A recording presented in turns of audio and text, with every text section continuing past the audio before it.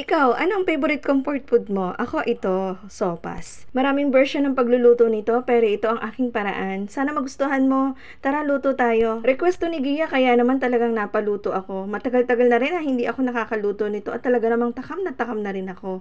At ayan, umpisahan na natin. Sa isang pan, naglagay lang ako ng konting mantika at syempre may butter. Masarap po kasi kapag ginigisa po yung mga sahog natin, yung mga gulay. Syempre, unahin natin yung aromatics at pagkatapos, pag okay na, isinunod ko na po yung hotdog.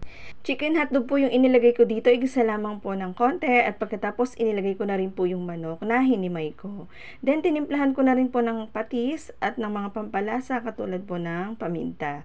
Yan, igisa lamang po ng konti at pagkatapos ilalagay ko na po yung ating carrots at saka po corn. Ayan po yung inilalagay ko para po mas malasa. At pagkatapos po ilalagay ko na po yung panghuling gulay, ang ating repolyo. Hindi po natin to kailangan lutuin na lutong-luto kasi para po medyo crunchy pa rin yung ating gulay mamaya kapag inilagay na natin po sa ating sopas. Then set aside po muna natin ito at simulan ko na po ang pagluluto naman ng elbow pasta. Usually po ang ginagamit ko talaga pag nagsusopas ako yung pong pasta na pang spaghetti. Dahil nga po para kay Gia, di na po siya mahirapan. Ito na po yung ginamit ko. Ayan, pag po malambot na yung ating macaroni, pwede na po nating ilagay yung gatas.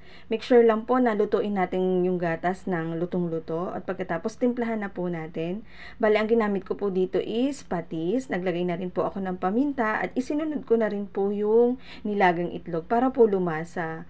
Hintayin lamang pong kumulo at pag okay na ay isinunod ko naman po yung ating pinakang sahog at ayan, ready to serve na po ito.